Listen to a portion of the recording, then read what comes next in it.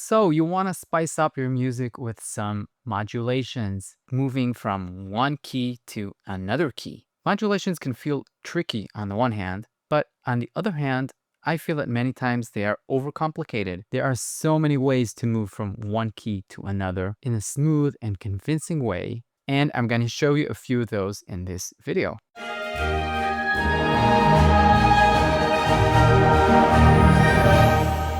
All right, so the first thing I want to talk about is using melody. Seems to me that when we think about modulation, we are thinking mostly about harmony, some chord progression that leads us from one key to another key. Well, I'd argue that the melody can be just as useful as a chord progression to help us move from one key to another key. I'll try to demonstrate this on the piano. I'm going to improvise a simple melody in the key of C major.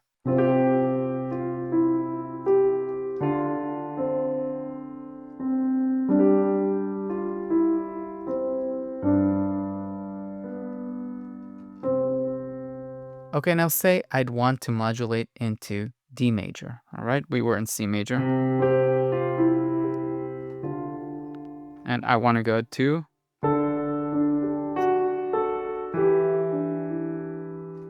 Let's try to do that using the melody as our main tool to make this key change coherent. So I could start by stating the melody once in my original key of C major.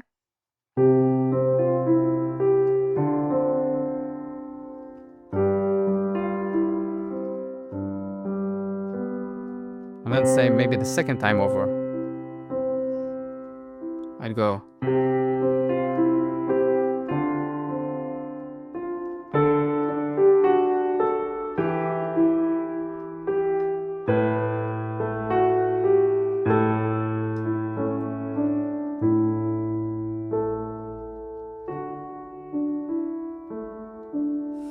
Ended up in D major. And while we did definitely have the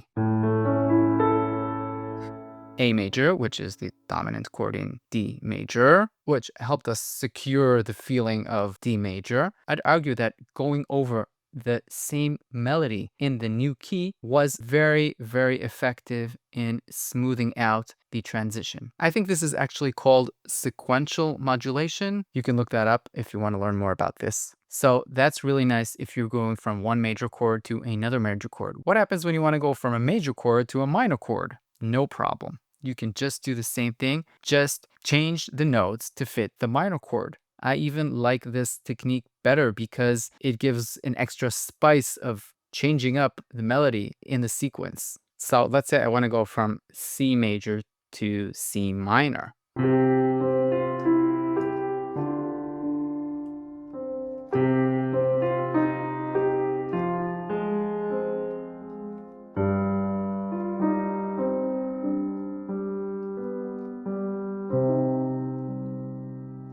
And there we are in C minor. Before I finish this video, I want to talk about one other technique, which is a bit unrelated to the previous ones, but I also like a lot. And that is using accompaniment patterns to smooth out key transitions. Check out this little orchestral climax.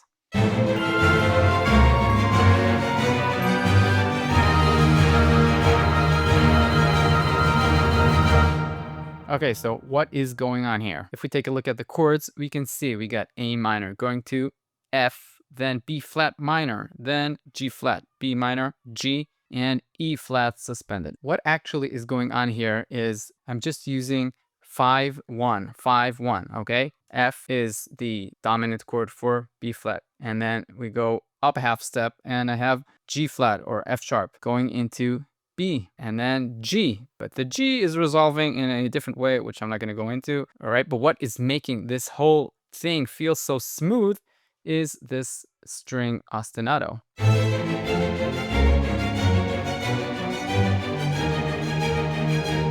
We got this smoothing out the whole thing, keeping things very coherent while the harmony is changing drastically. The common thing to both of the techniques that I talked about is the importance of keeping something similar to what we had before, even when we're changing to a new key.